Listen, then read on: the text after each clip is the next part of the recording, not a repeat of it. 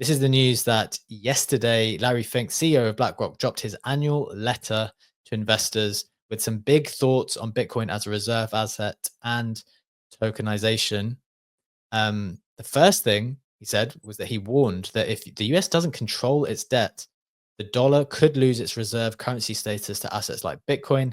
BlackRock's Bitcoin ETF, IBIT, launched in 2024. It's already been a monster hit, over $50 billion in assets under management in less than a year, making it the biggest ETF launch ever. He went on to say, and I thought this was interesting, to be clear, I'm obviously not anti-digital assets, but two things can be true at the same time. Decentralized finance is an extraordinary innovation. It makes markets faster, cheaper, and more transparent. Yet that same innovation could undermine America's economic advantage if investors begin seeing Bitcoin as a safer bet than the dollar. The reason why I thought that comment was interesting was because I've watched various interviews with Howard Lutnick, the Secretary for Commerce, and when he speaks about Bitcoin, he talks very specifically saying, "Don't compare it with the dollar. Too many invested interests in the dollar. Bitcoin is a commodity. Talk about it as a commodity. A commodity is not threatening to the dollar. You want people to not be threatened as you're trying to push this new asset on them."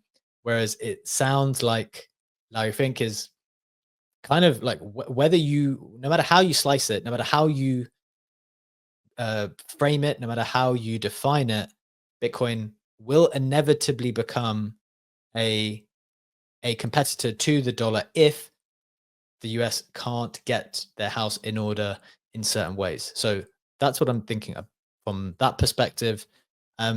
And then the other main thing that he speaks a lot about in the letter was on tokenization.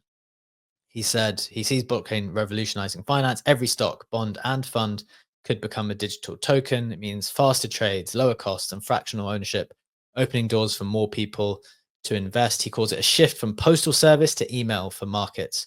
And BlackRock's already expanding. They've got the Biddle fund on ETH. They've got it on Solana too now.